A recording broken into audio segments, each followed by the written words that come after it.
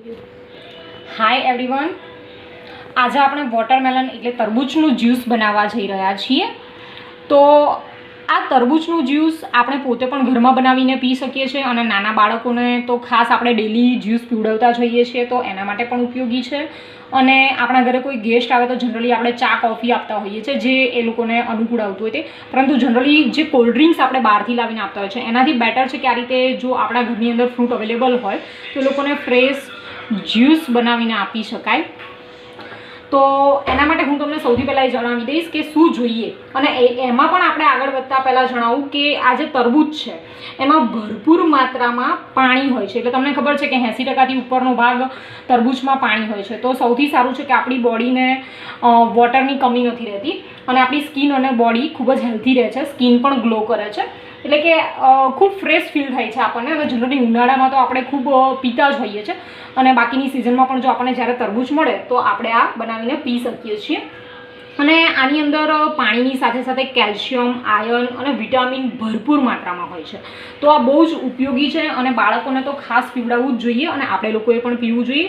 આમાં આપણી હેલ્થ ખૂબ સારી રહે છે. તો હવે આપણે બનાવવાનું સ્ટાર્ટ કરીએ છીએ. મેં તરબૂચને પીસીસમાં કટ કરીને લઈ લીધા છે. હવે હું એને જનરલી આપણે મિક્સર જારમાં પણ એને કરી શકીએ છીએ, જ્યુસ બનાવી શકીએ છીએ. હું અત્યારે બ્લેન્ડરથી બનાવી રહી છું.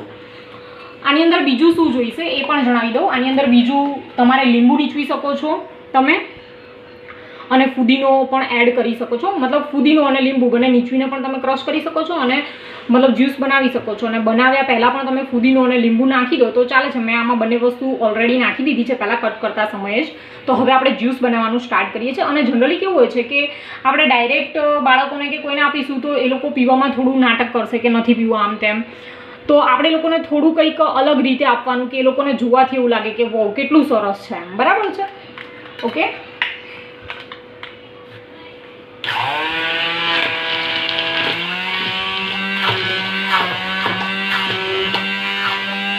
જનરલી મિક્સરમાં ખૂબ જલ્દી થઈ જશે, પરંતુ આપણે જો બહુ વધારે વાસણને એવું કંઈ ના બગડે એવી રીતે ફટાફટ બનાવવું હોય તો આ રીતે પણ બનાવી દઈશું.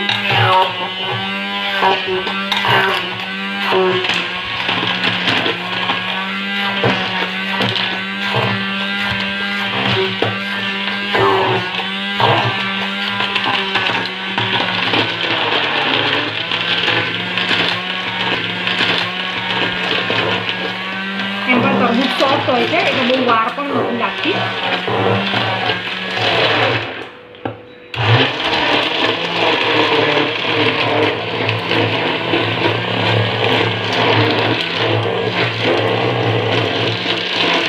અને સૌથી મહત્ત્વની વસ્તુ, આમાં તમારે સુગર, ખાંડ એડ કરવી હોય તો કરી શકો છો અને ન કરો, સ્કીપ કરો તો પણ ચાલશે, કારણ કે તરબૂચ જનરલી ગળ્યું જ હોય છે.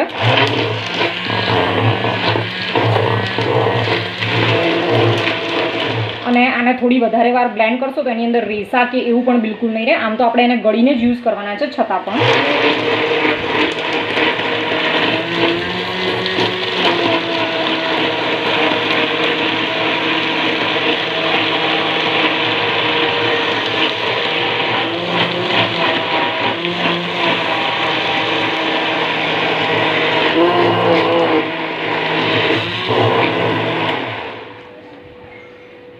ઓકે, હવે આપણે આને ગળી લઈએ છીએ.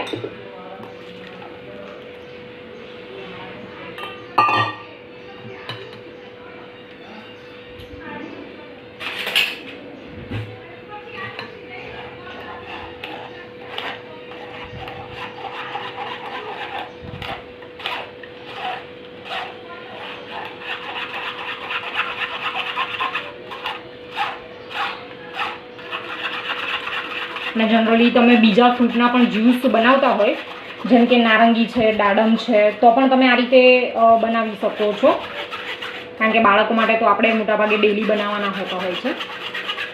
ઓકે, રેડી છે આપણું આ જ્યુસ.